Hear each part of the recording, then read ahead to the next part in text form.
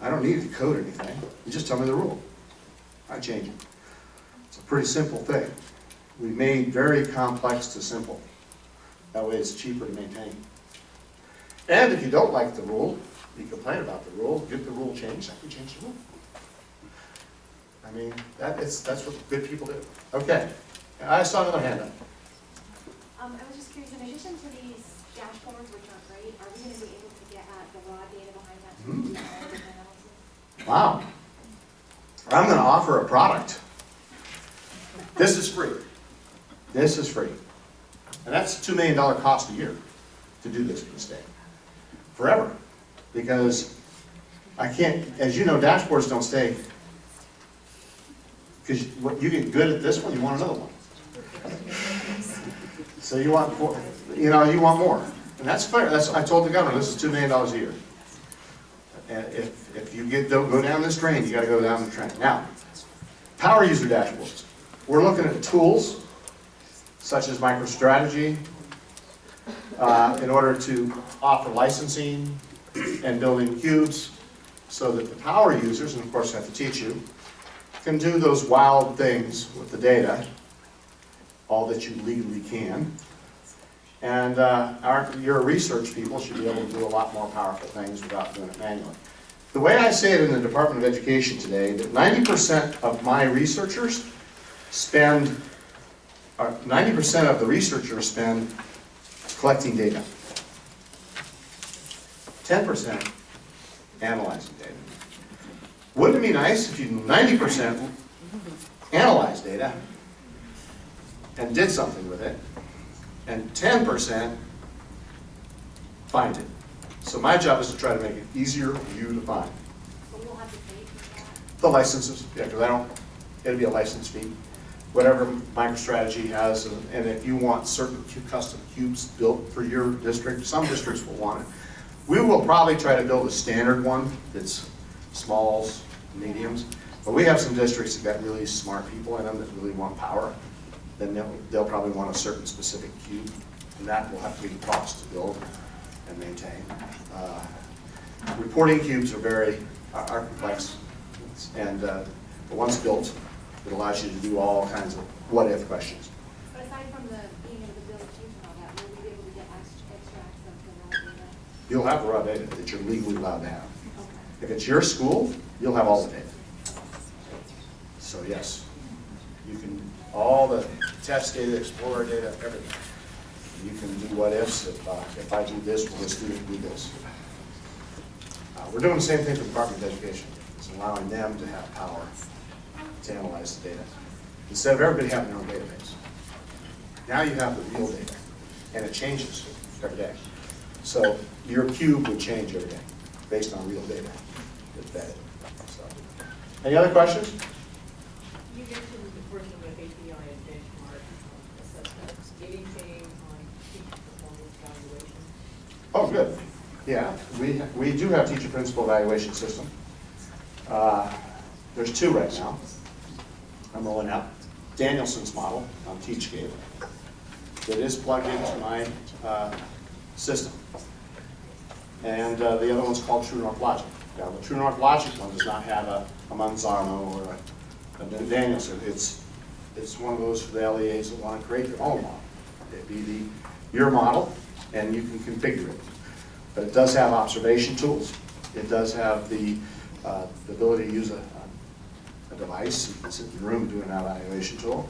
It's very configurable.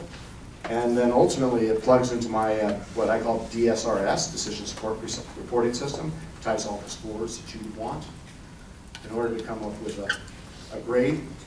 And then one of the pilots that we have going, we actually pay them out. So we do all the work, they validate their roster, they validate that that's what they really got. As soon as the validations are done, we pay them out.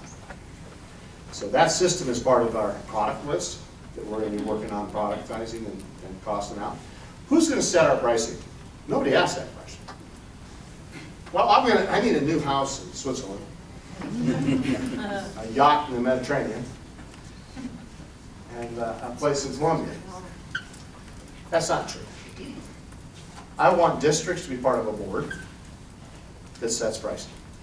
They'd be probably business officers of districts. The AE would be the president, somebody like one of the bosses. And they will be told, here's the cost, set the price. That, to me, would be the fairest. I do not want ADE setting the price. So that's a part of our business plan, is to build that board. It's called the governing board.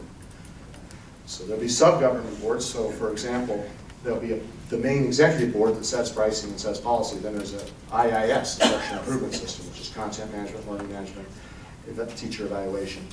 That, what should be in it? That'd be a separate board. Then there's SIS. That board would have to be, we want these changes. Because anytime you do a change on an SIS, what is it? It's money. So that would be getting approved at that board. This isn't going to be a complex model, but I look at the board being a rotating board. You can't have 50 people in it. So I'm looking for the board to be a reasonable amount of people spread out in charters, districts, medium, small, large, business officers, IT directors, mixed. And getting that set up in this next 6 months so that we can start to get the pricing established for the products. Because I know what the prices cost, so do most of you. But I have finance costs to it now, so I got to make sure I bill things. I have procurement costs because I have to make sure all the IGAs are signed by the governors, by Attorney General, because every IGA goes to the Attorney General. And then I have my answering the phone because I do level 1 and level 2 support. So I answer the phone from your districts.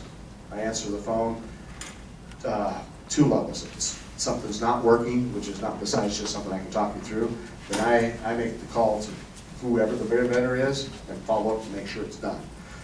So we own that whole end to end grave, so you don't have to worry about it anymore. Except to whine at me and say that you're not delivering, because we have an SLA.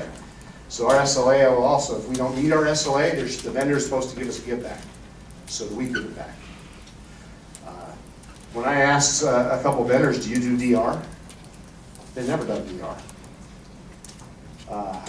Wow, I mean, the stuff that our vendors don't know, and the laws that are out there that say they have to do some things. I got a law yesterday, and you should be aware of this one.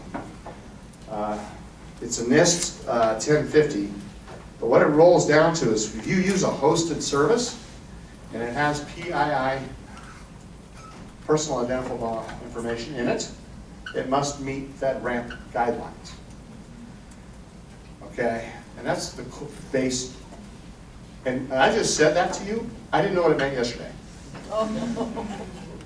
How many of our vendors know what it means? So the CIA was forced to leave Google and to go to Amazon cloud because Google couldn't meet it. It cost the federal government $80 billion to make this uplift, to change this protection. I don't know how the states are going to figure this out, but the states are now being pushed, so I'm pushing back at the states. Okay, where's that money coming from, guys? Because these vendors, one can't even read what I just said. It's a spreadsheet with 364 lines.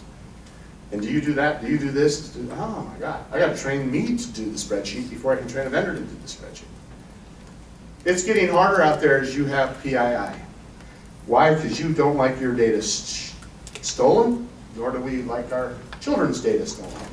So we have to protect it, and we have to put in the rules to ensure it is. And we have HIPAA data too, as you're aware. So when I have special needs children, that also becomes HIPAA. And I got to be really carefully compliant with all these laws, or the fines get pretty ridiculous. So that I'm hopefully helping you with by me taking over this kind of BS. I hope I didn't know what I was doing. Any other questions? Well, who is next? A quick break. Okay. Hallelujah. I really appreciate the last year. You guys have helped me be successful. You are the people that are making a difference in Arizona. I'm just here listening to you and helping you do it with tools. Every day those kids get better because of what you do, and I really appreciate it, so thank you. See you next week.